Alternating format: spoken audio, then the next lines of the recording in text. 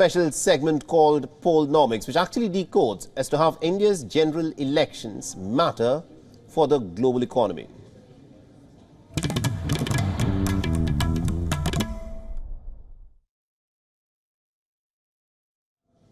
So in the next few weeks, India is heading into a general election.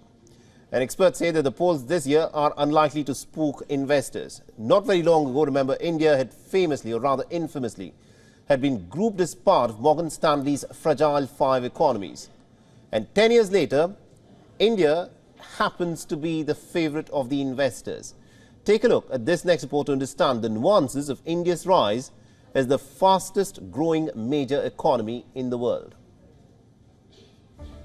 The original fragile 5 economies included India, Indonesia, Turkey, South Africa and Brazil. They were expected to be the most vulnerable because they relied too much on foreign investment to grow. However, the market's view of India has changed almost 180 degrees since the term was first coined in 2013. Foreign investors will not be scared off by the polls this year. Researchers from Fidelity, Robeco Group and ABRDN say the future looks better for the Asian giants rupee and bonds after successful programs of reforms and fiscal restraint over the past decade. Modi referenced the Fragile 5 in a speech last month. He said, and I quote, "The entire world used words like Fragile 5 and policy paralysis for India. And in our 10 years, we are among the top 5 economies. That is how the world talks about us today." End of quote. So what has changed and how do we measure the change in sentiment?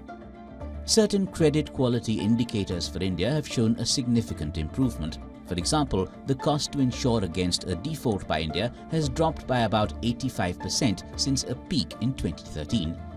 Indian bonds rallied even as global bond markets sold off last year.